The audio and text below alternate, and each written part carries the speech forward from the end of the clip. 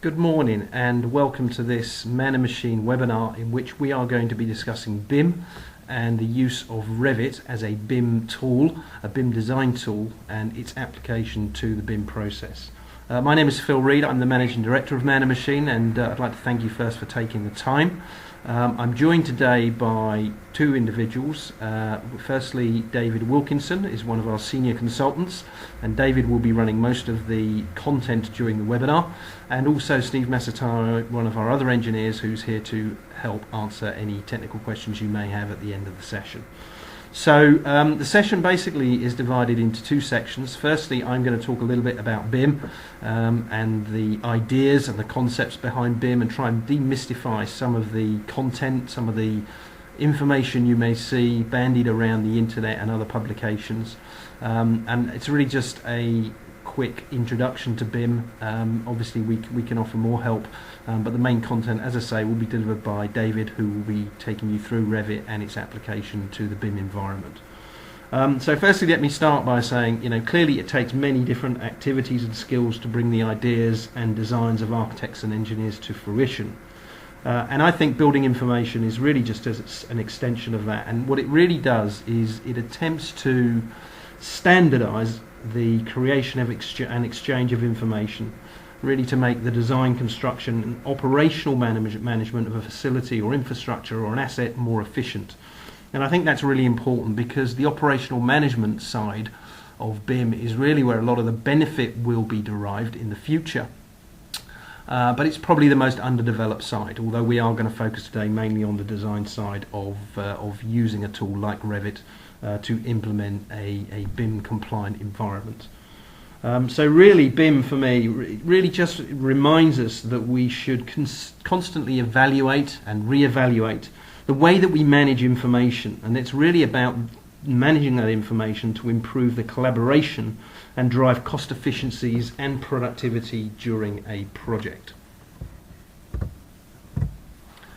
So what this slide really talks about is really try and introduce some of the concepts. I mean, BIM itself has its roots back in as far as 2002.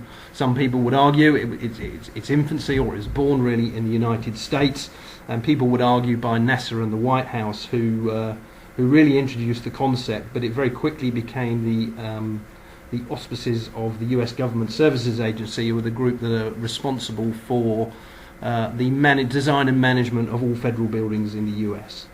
That said, I think personally that BIM is not really anything new. I think the concept of BIM and management of information in architectural construction products candidly has been around for a very long time, and you can even go back to 1962 when a gentleman called Douglas Engelbert, who's an educationalist, in his paper on augmenting human intellect, suggested the use of object-based design, parametric manipulation and a relational database, and that they would be key components in the future of the designer's toolkit, which to me sounds very much like BIM.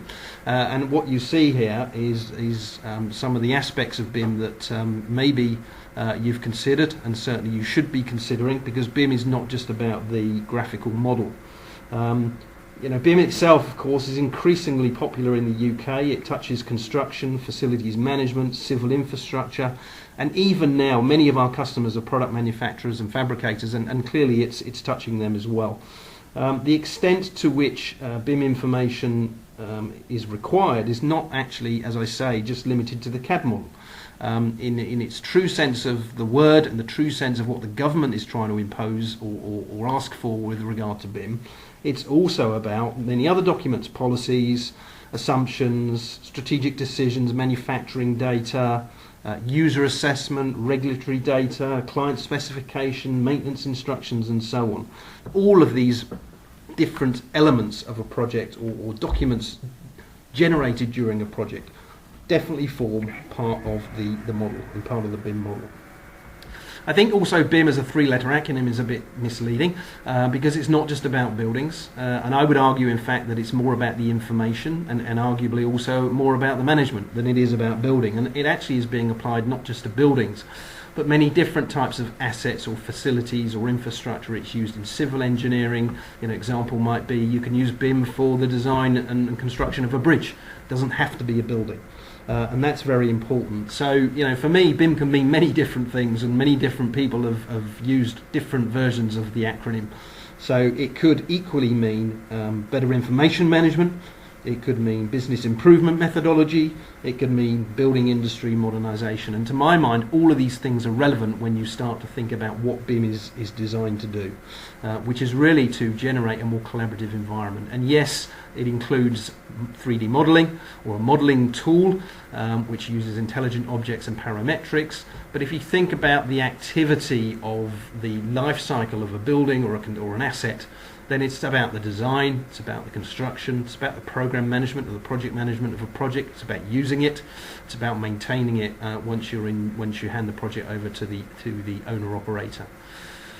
It's also about management, and by management I mean the planning, the organising, the resourcing and controlling of a project. And as we've already said, it's also affecting the building fabrication industry, the civil engineering industry and the supply chain generally. So it's fairly wide reaching, and if you start to think about what is the adoption like of BIM in the UK, well, the NBS recently published their National BIM Report 2014, so it's quite recent, in which they surveyed over 1,000 UK construction professionals, and it reveals that BIM has increased adoption from around 13% in 2011 to around 54% in 2014. So it's widely adopted now, and increasingly so. And in that paper by the NBS, they go on to explore the clear benefits of visualization, collaboration, information retrieval, construction simulation and sequencing, and so on and so forth.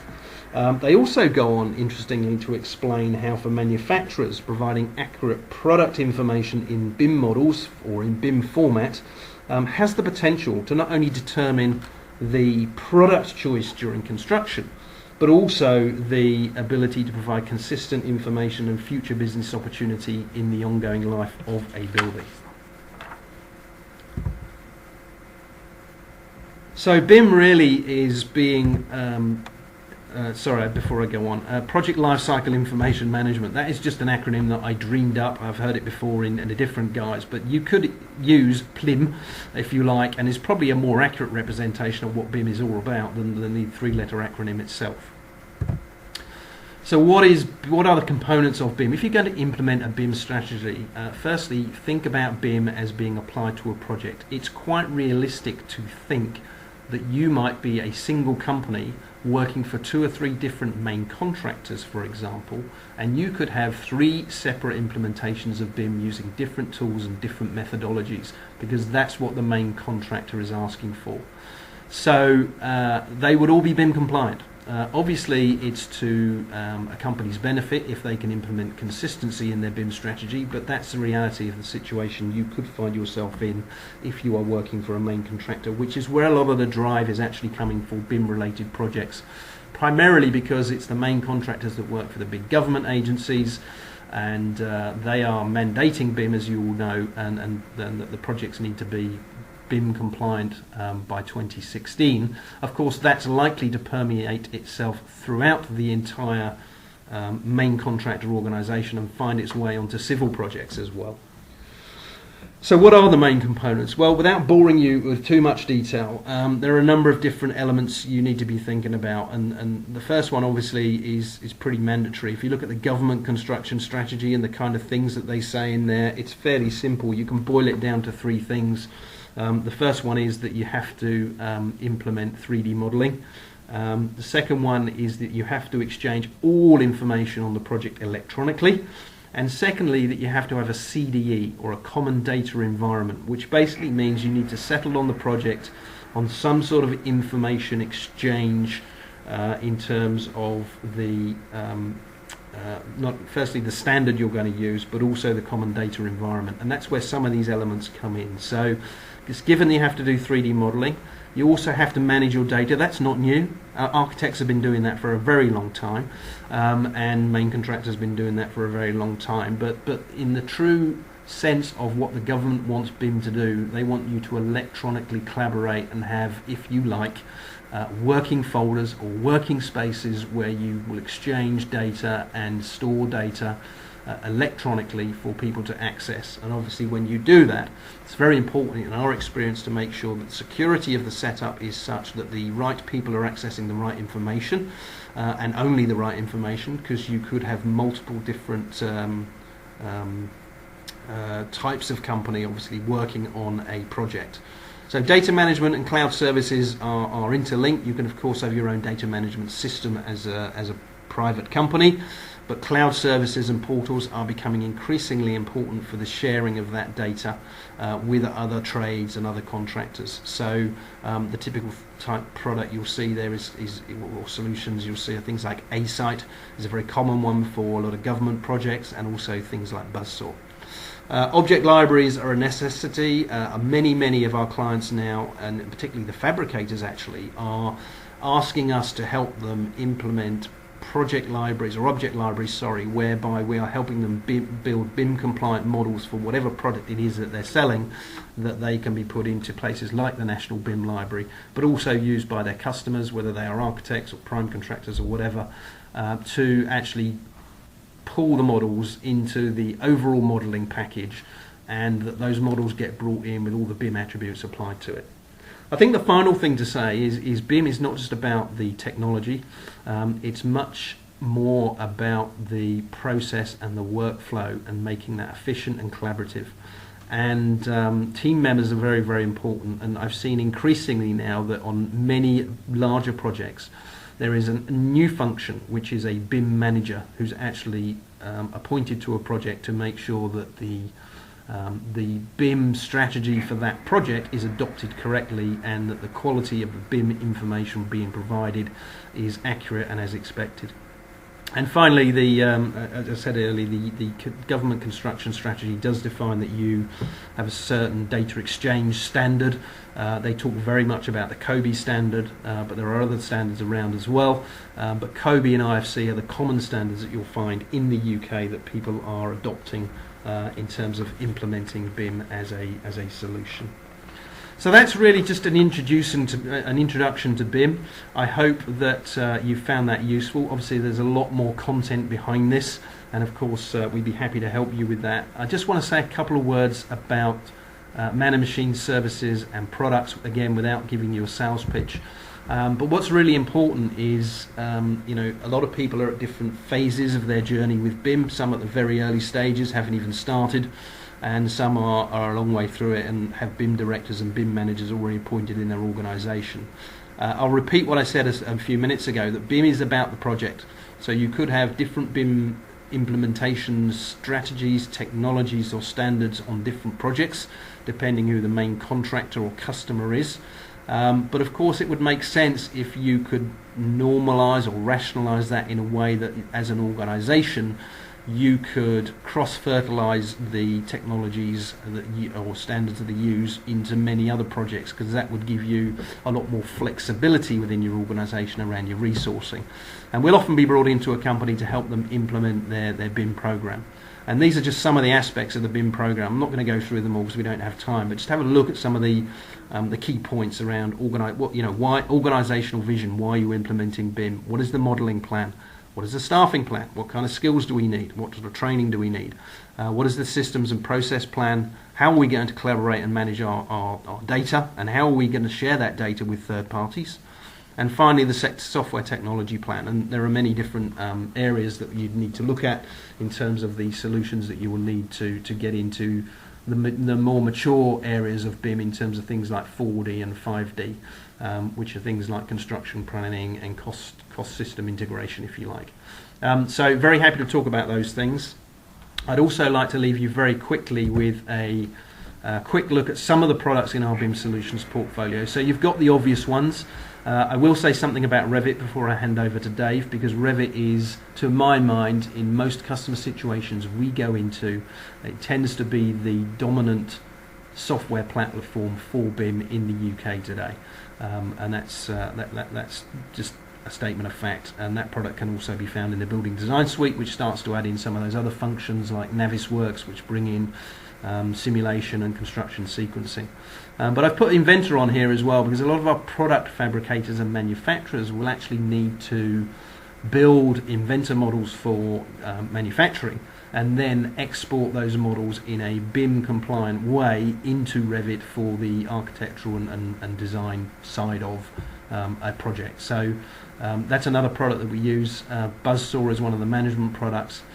So they're the Autodesk products. A couple of other products I'll just quickly mention. One is G-Info.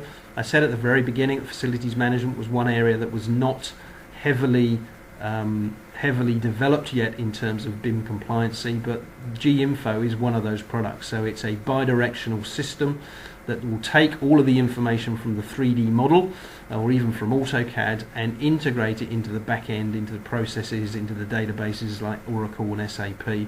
And so you've basically got a facilities management product that will derive a lot of the data it needs for the ongoing management from the BIM models.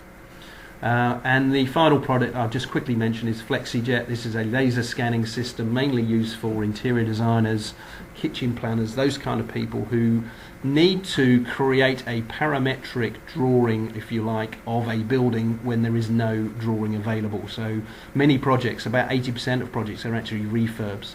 And using a product like this, which is very simple, you can take some laser point scans of a room, for example, and you can reconstruct that room directly in Revit. So as you make the measurements, it actually draws the room in Revit without any manual intervention. So it's a very, very neat and very simple mobile BIM measuring system. So they're just some of the products that we have in the portfolio, but clearly the product we're going to talk about today is Revit, and that is the responsibility of David, and I'm going to hand over to David now to take you through the Revit platform with respect to BIM implementations and BIM designs. So David, over to you.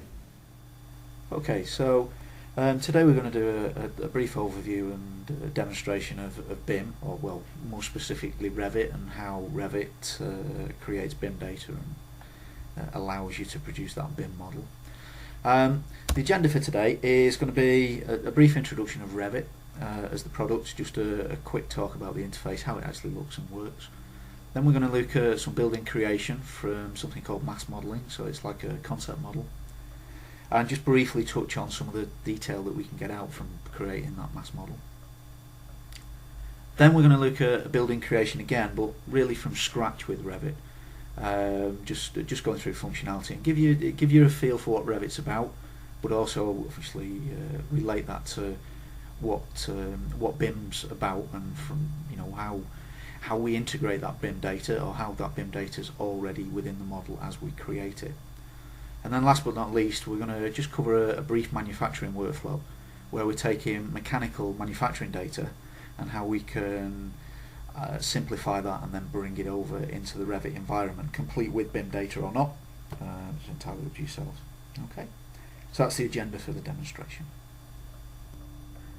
Okay, so we're going to start with a brief demonstration of a concept model or a massing model within Revit. Just produce a building outline, and then from that we're going to just get some details, some schedule details, which will start populating some BIM information and giving us some BIM information, and also showing the benefit of using Revit to design buildings. So what I'm going to start with first of all is an AutoCAD underlay. So I'm simply going to import an AutoCAD drawing, standard AutoCAD drawing, nothing fancy. Comes in our plan view, because that's where we are in our particular level, which I'll come back to in a moment. And from this plan you can see we've got an existing building on a site and a proposed building. So this is the area that we're interested in. Okay. So if I come into our massing tools, and what I'm simply going to do is trace around the outline of this building. So the first thing to note here is that the tools that I've got for any type of creation, or pretty much any type of creation in Revit, are identical to AutoCAD, and they work in the same way. So I'm going to just start snapping to these corners in sections, just like you do in AutoCAD, nothing different here. And of course you could start completely from scratch. You don't need to start with an AutoCAD drawing. You could draw this completely from scratch if required. But this is just showing you how you can reutilise some of the existing data you have, or maybe integrating with somebody who's still using 2D AutoCAD. Now that I've drawn around that, you can see I've got this boundary or this outline. If I select the outline, what I want to produce is a solid form. So if I tell it to create that, we don't see much in a 2D orthographic view, but if I go to a 3D view, you can see what we've got now. So we've got this 3D solid based on the boundary that I sketched or drew. I can easily change the size of this, or I can be specific with dimensions. Let's go in for 12 meters.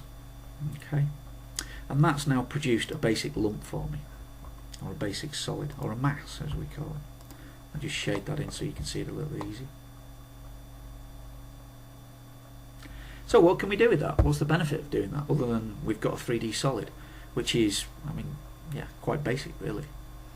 Well, first of all, if I highlight the mass and look at our properties area, as I said before, this is quite relevant for anything that we do in Revit really, because it's giving us information and statistics about what I've actually selected on. So in this case we can see surface area and volume. That information is automatically given to us. We can resize this, all that information automatically updates. Okay, so that's the first thing, sort of standard 3D modelling functionality if you like. But we can go a step further with that. We can say, well, you know, I've got this mass, that's the outline of the building that I want, but what about putting floor levels in now and starting to you know, be more specific about the building? If we look in our floor plans area in the project browser, I have level 0, and I have level 1 at the moment. So effectively ground floor and first floor. If I go into an elevation, we can see our basic mass there, and we can see our levels defined. And what we can do is we can add more levels in quite easily. So if I come in here and say, let's just select another level there and another level here. So we've now got 2 levels, 4 levels rather. We can rename these. So if I choose to call this ground, it's now renamed in the graphics view, but it's also renamed in our project browser. And this is one of the real key things to understand about Revit, is everything's dynamic. It's an intelligent model, as opposed to 2D system where you're basically drawing lines, arcs and circles. This is generating real data, and that's where the BIM side of things really comes to play in. Okay, we can adjust these at any point in time. I'm doing them now just after I've created them, but it could be as you go through the project if there's a design change. Or we can say 3000 for 3 meters, or we can just say 3M and it'll shift those levels around accordingly. Okay. If I go back to a 3D view now, that's great, but as far as this mass model goes, there's, you know, it's not changed anything. So what I'm going to do in there is apply those floor levels to our mass model. I can apply one floor, all floors, or, you know, selected floors. And it just puts the floor levels through the mass. So we can actually see them now, which is great graphically, but we also need to understand what the real data is. So I can go into each one of those levels and I can look at its properties, which is great. I'm starting to get more detail now based on this floor level. But we can go a step further than that, and we can produce a schedule. We can schedule many things in Revit, but this is just one. So if I come into here and say I'm interested in the floors, and I'm interested in floor area, floor perimeter, and we want level as well. So those are the 3 things I'm interested in. If we sort by the level, and we want to include grand totals, okay, and then if we go to floor area and calculate our totals of floor area and floor perimeter and calculate the totals there, basically that'll give us exactly what I've asked it for. It'll roll up the totals, give us an overall total of floor area, which obviously can be useful, and floor perimeter as well.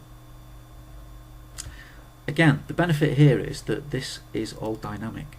So if I come back to our mass model and choose to pull this around a bit, just increase it in some way, change the design. Again, it's a concept model at this stage. If I now go back to our schedules,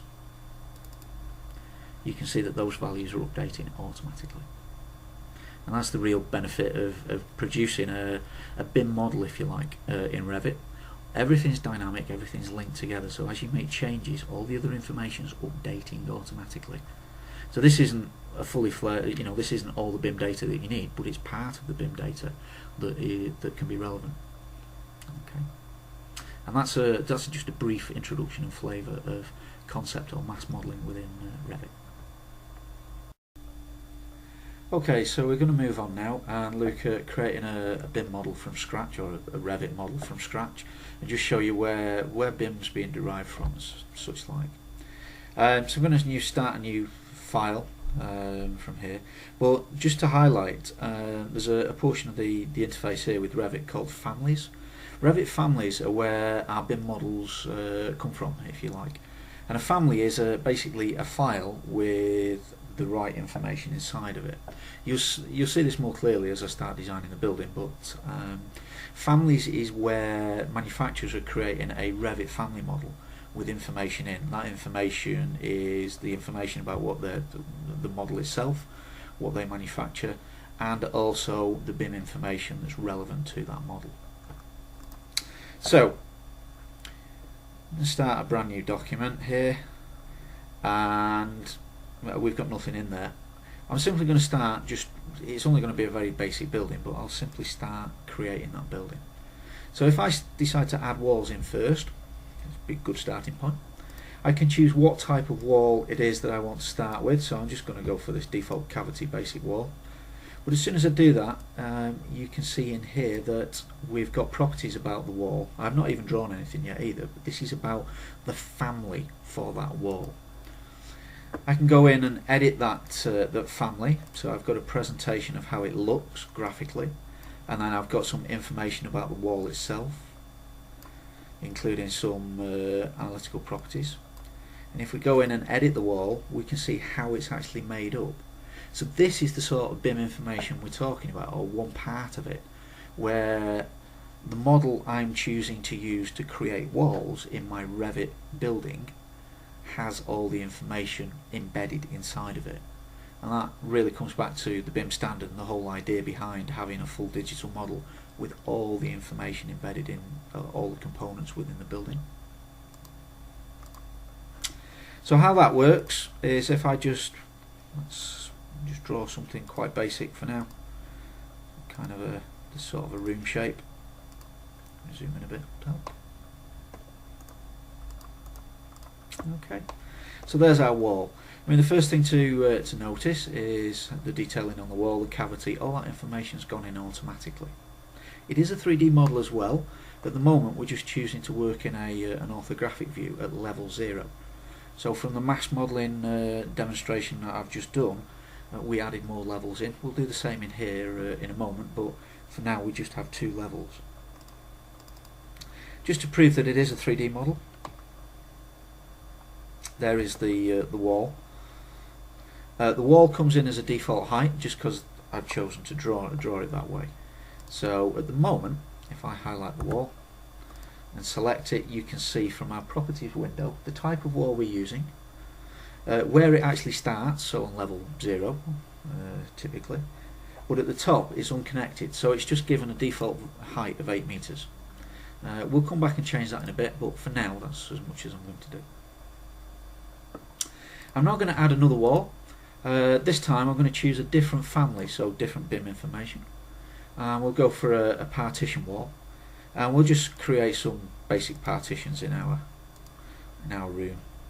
Nothing too fancy, pretty straightforward really. Should do us.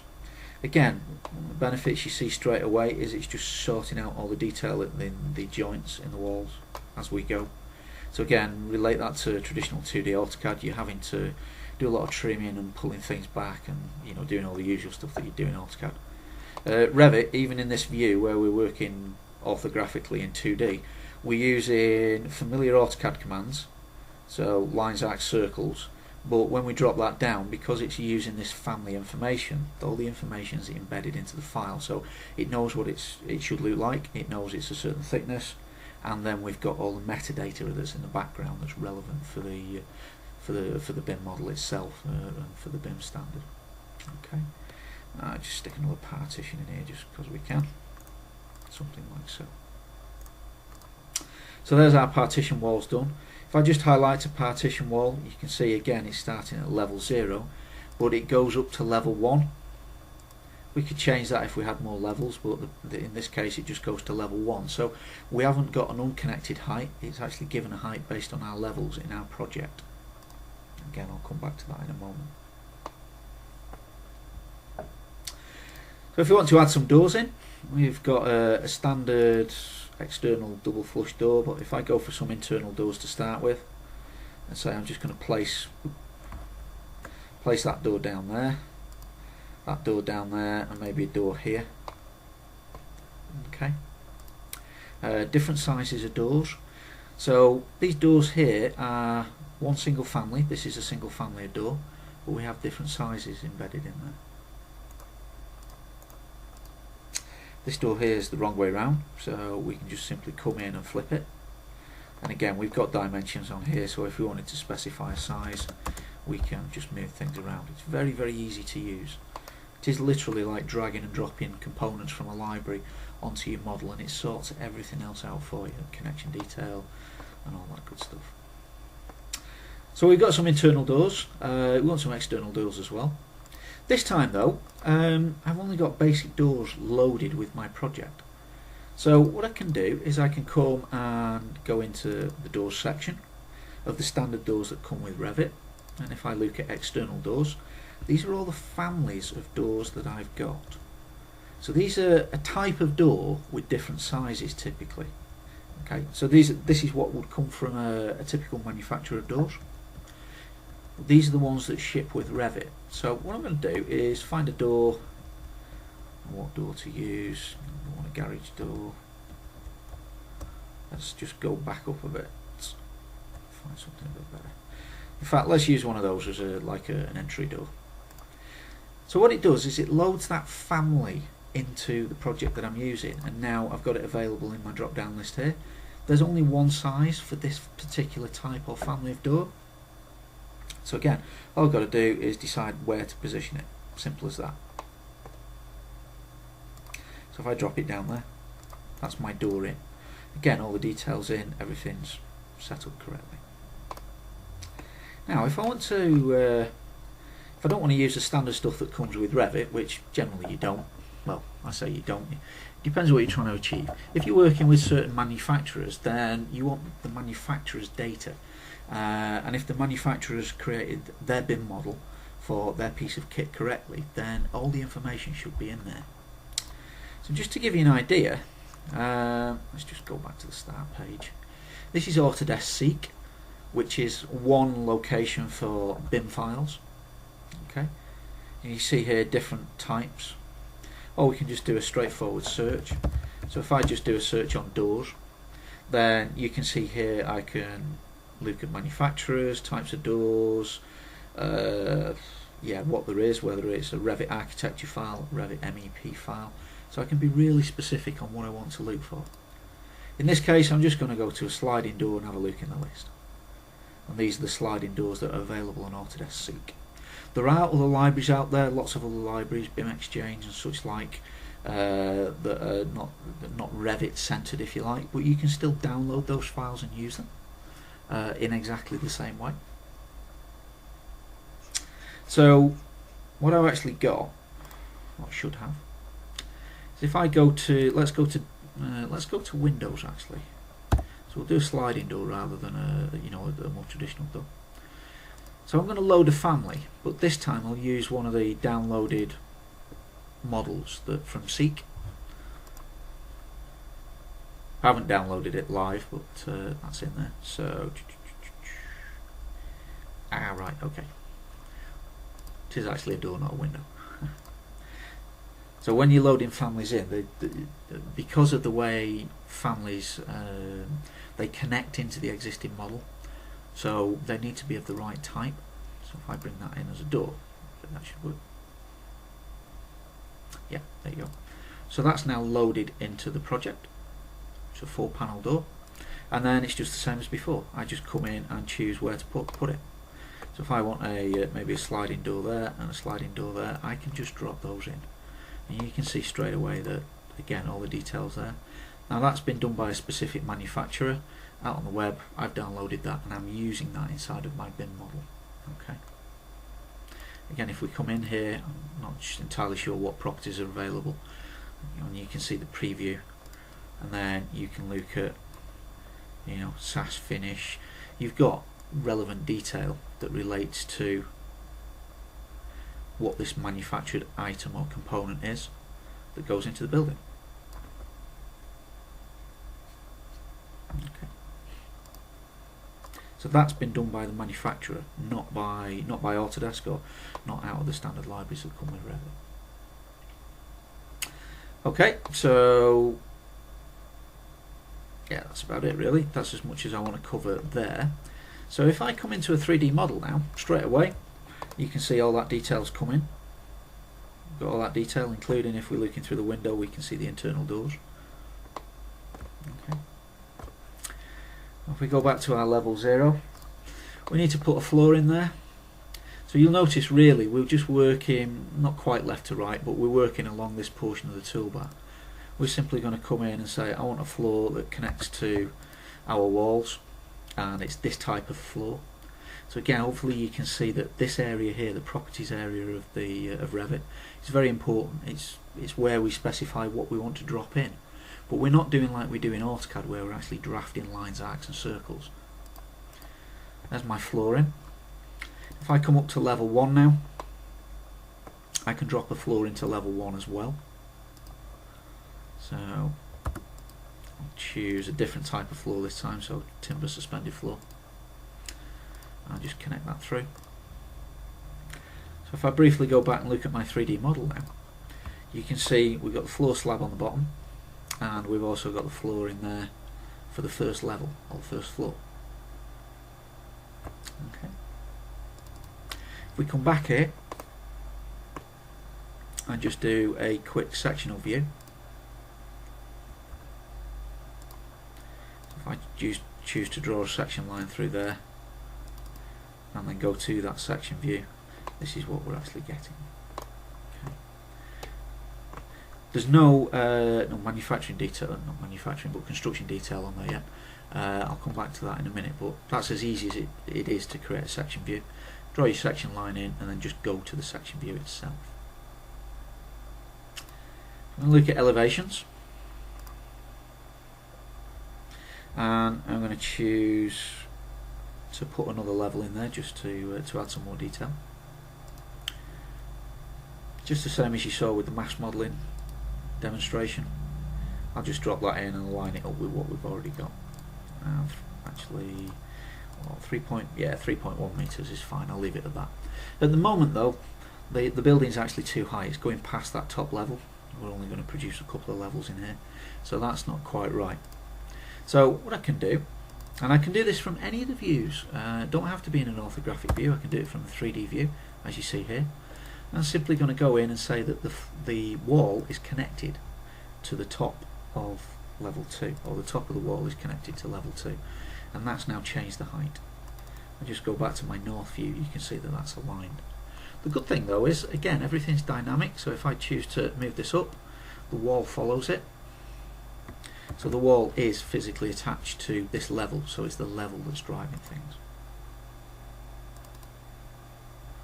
Okay, so there's our basic plan view. We want to start putting furniture inside there now. So at level 0, I'm going to choose to add, again, these are the standard families, so I'll just add a few desks maybe in here. Again, this isn't the best building layout that you'll ever have seen, but it's not really about designing buildings, it's about showing you functionality, I guess. Yeah, that'll do. So we could have, move our desk round, place them wherever we like them. We've not put any well, we have put windows in, but not really in the offices. So let's just quickly put, again, load a different family in. I'll just use one of the default ones from Revit. What should we go for? As you can see, there's quite a few, so I'll go for one of these, a rectangular bay window. So if I'm going to add that in, literally I can choose different sizes. You can see there's quite a few different sizes here, so we'll go for a larger one. And we'll say we want a bay window here, maybe a bay window, hit that a little bit. Okay. So again, all the details placed in for us automatically. That's at level 1. If I now come up to level 0 rather, if I come up to level 1, I can do the same. I could put some partition walls in. So yeah, same type of partition wall, but this time we'll just partition right across. Just do some very simple detail. Again, we could drop doors in, so on and so forth, but it's just more of the same stuff. The point here is that I'm working at a new level. If I add a window in, now because I've already loaded that additional family of windows in, they're available for me to use again. So I can simply come in, in fact let's choose the largest size for the upstairs, and I'm going to choose to put one there, and we'll drop one in there. Again, just to show functionality rather than trying to design a proper building. It's a bit of a mishmash, to be honest, this one. If we go to the 3D view now, you can see straight away that all that detail's gone in. Okay. But the real beauty is that every time I put one of these family files in, whatever it be, is that BIM information lives inside the file, and that's what we're doing. We're building this BIM model up as we go. Okay. So I'm just going to jump into level 2. We'll just quickly finish the building off very basically. So I'm just going to go for a basic pitched roof. And we'll click on there. We'll just accept the defaults on pitch and such like. So if we now go to an isometric view, should have put a ceiling in there, but the ceiling's just the same as the floors. We're just adding it in and then telling it what height and connecting height. Okay. So there's our roof. If we wanted to, I suppose we could come in and drop a gutter on there as well. And again, you know, these are the standard default families that come with Revit, but they could equally be a manufacturer's detail that we're adding in and building that BIM model up. There we go. If we look in the corner there, now we've got a gutter laid on there.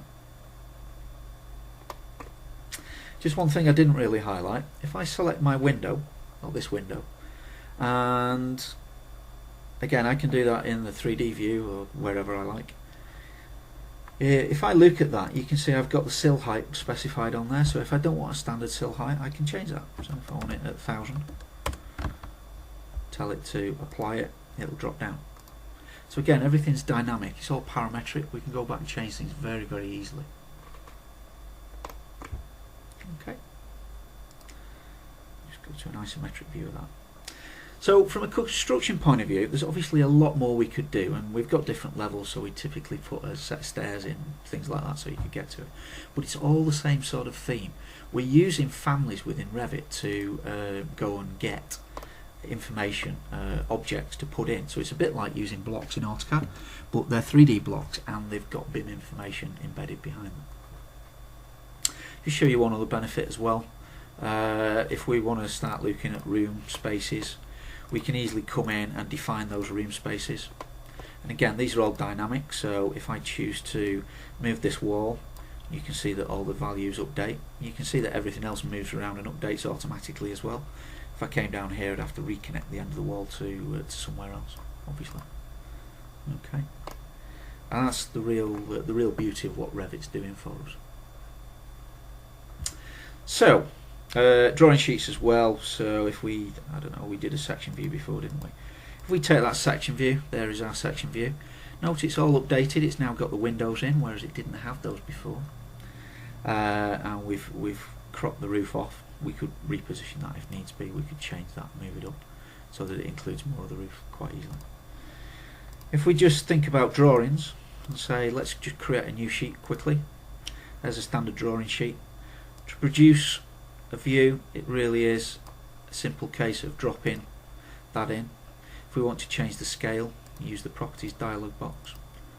We can make it a larger scale quite easily. Go the right way to help, wouldn't it? There we go. And obviously annotate and dimension up as you would normally do. So that's a very brief introduction to Revit. I've got a few more things to show, but before I move on, I just want to show you an example of a bigger project that's got far more information in there. So this is a project that's come from industry. So if we come in here and open this project up. So this is a layout of a school, and you can see now that our project browser is far more enhanced. There's an awful lot more information in there. So we've got first floor, we've got ground floor information. All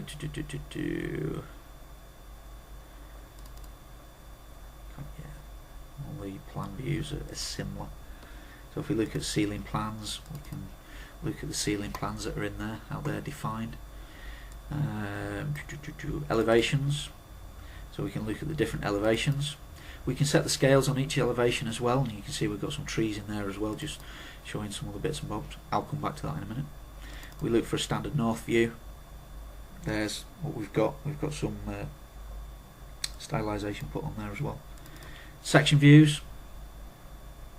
So this section view is taken as a standard view from Revit, and then our hatching and construction detail has been added in a couple of different ways. So in our cavity here, we've got that added in as hatch, as you would know it in AutoCAD, a similar thing in Revit. But then if we want construction detail like here, then we can actually, well, we pull that from AutoCAD if you like, or typically. So you've probably got this sort of detail already drafted up in AutoCAD. We can just import that as a block in Revit and drop it down to show the right construction detail. Revit doesn't automatically do that for you. It's something you've got to go in and create in your views. Okay. Well, we just come through to, let's have a look. So some of the drawing sheets we've got, not the best one. There you go. So just on a drawing sheet, one of the standard views. If we just cycle through a little bit, I thought we got some more actually. Maybe not. Yeah, so different view with some effects put on there, so on and so forth. So all this data is coming from that 3D model that we created to start with. We're just dropping views down, and that's really where the benefit is. You imagine you need to change the design of this. All of these sheets and all of these views will automatically update for you. Okay. So if I just close this down for a moment, I'll get back to the start. Just close a few windows down. Yeah.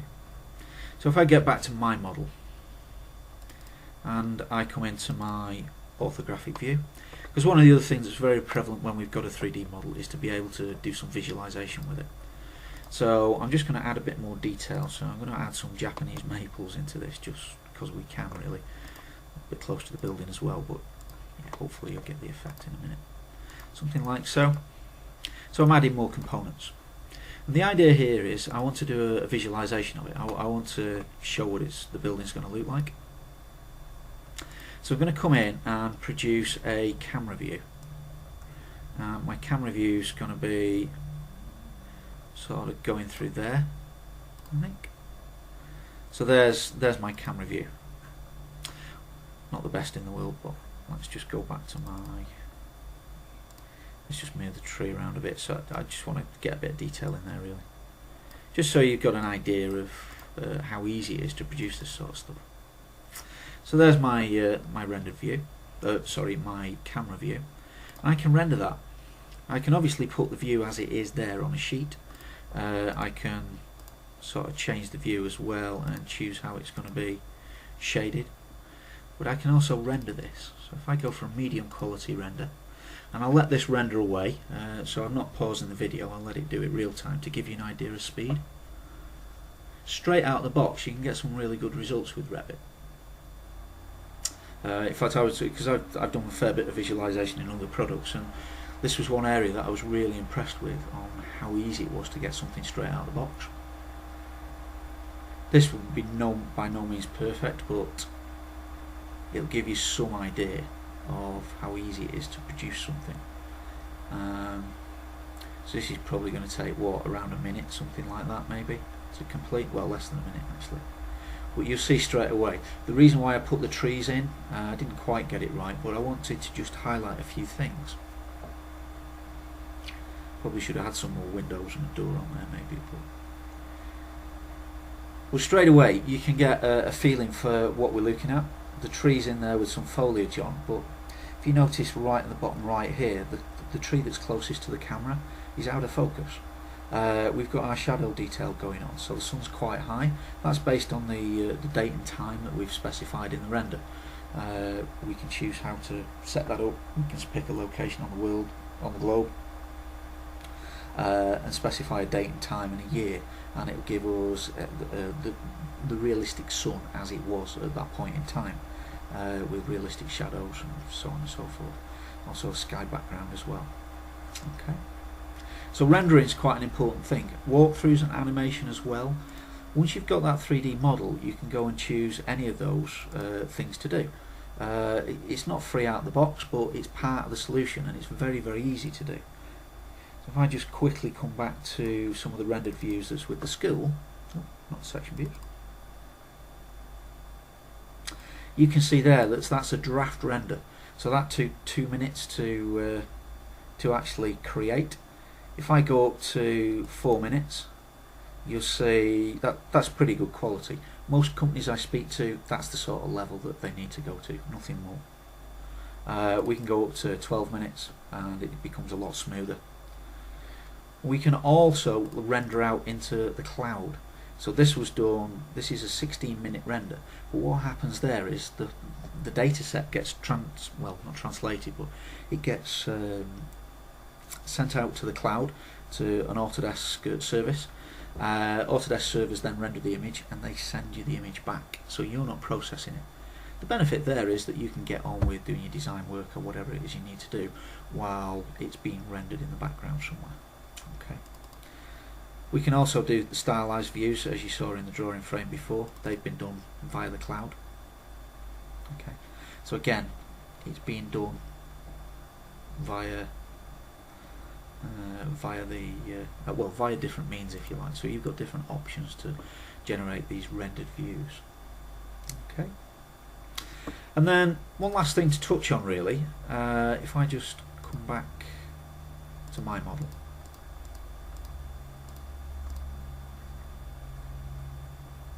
Let's get into our 3D view. So there's our 3D view. You know, we're talking about Bim really, and hopefully you've got a flavour of the Bim families. I'm going to expand on that more from a mechanical point of view in a moment, but within Revit all we're interested in doing really is just bringing those families in and placing them into our model. The families should have the right information embedded. We can embed that into Revit, through Revit rather, if they haven't, but generally you're pulling in manufacturer's detail. As far as export of information goes, we're able to export all that information out in a COBie format. So the COBie format defines how it should be set up. We can specify what we want to export, what worksheets, and then just tell it to export that information out to a file. If we look at a file, this is a typical COBie datasheet. This is just a sample one. This is the sort of data that you'll see in that COBie spreadsheet, and this can come directly from Revit. Okay, so contact information about the different things, the companies, telephone numbers, all of that information is embedded within the model. If we look at components, so these are the different components. So plumbing here, been created by, created on, the date and time, what the actual name of it is, and then going through we can see additional detail about it. Now, not everything's filled out. That isn't what COBie's about. It's that you don't have to fill out all of these fields. So you can see these fields are not applicable, but where they are applicable, you're trying to put as much information into the model as possible, so that later on down the line, maybe years later on down the line, somebody can easily pick up that digital model and just dive straight into it and look at what data's there. And that's what BIM's all about. So, hopefully, oh, just one other thing as well, I'm not going to do it, but just quickly talk about it. Obviously, most people that are coming to Revit, new, if you like, or being introduced to Revit, would be coming from an AutoCAD background. So within our drawing sheet, click the wrong button. Within our drawing sheet and such like, we can export these out. So we have options where we can save them out to an AutoCAD format, as you'd expect, really. Okay.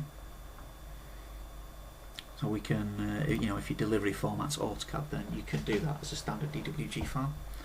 You can link that back as well. So that, in a brief nutshell, is a very brief overview of what Revit does with a BIM slant on things. It's all about families, it's all about libraries and bringing that library information in. That library information has all the relevant BIM information embedded into it. Because of that, as you build your model, all of that BIM information is embedded into your model. Okay, so the last thing we're going to look at is manufacturing workflow, where we're taking inventor data into Revit. I'm going to go through this quickly because the inventor side of it's not really the focus for today, but basically we've got an inventor assembly. This is only a very simple assembly, but the complexity doesn't matter. We can use the same technique with whatever it is.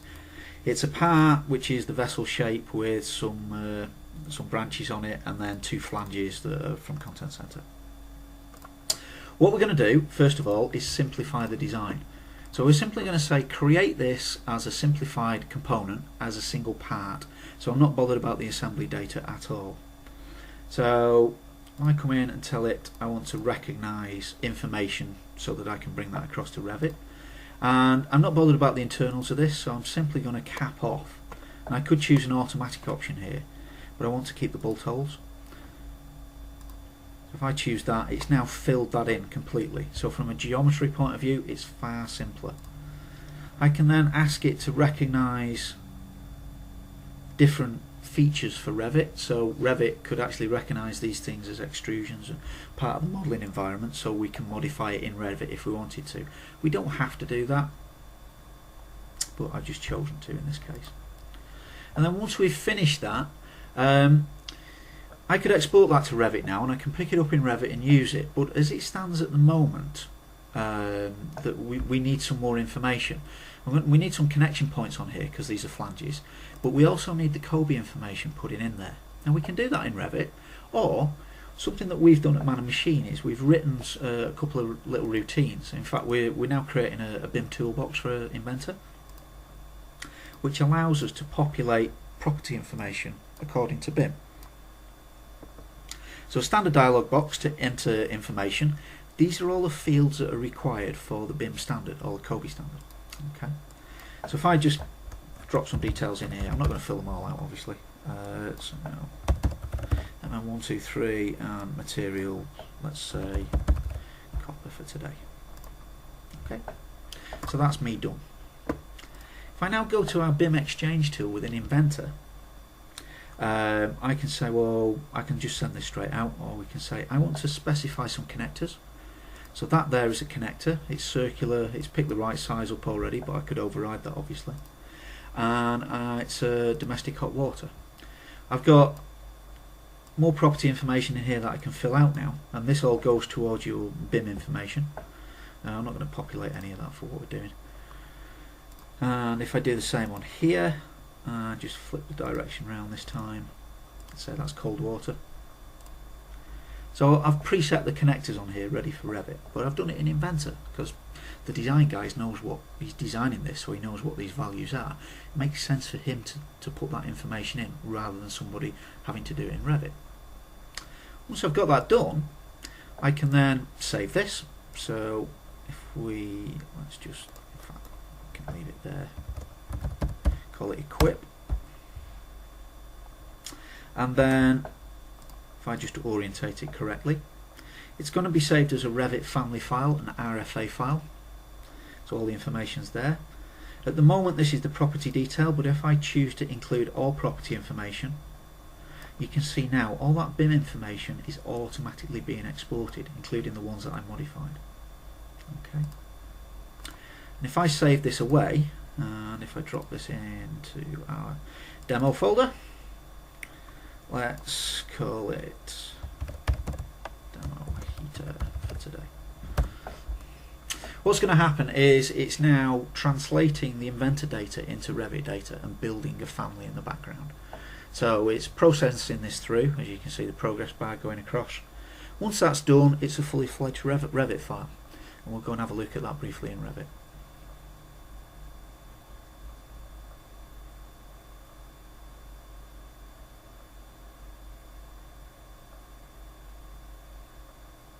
Almost there.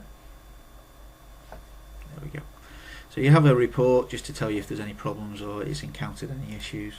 In this case not, that's usually the case.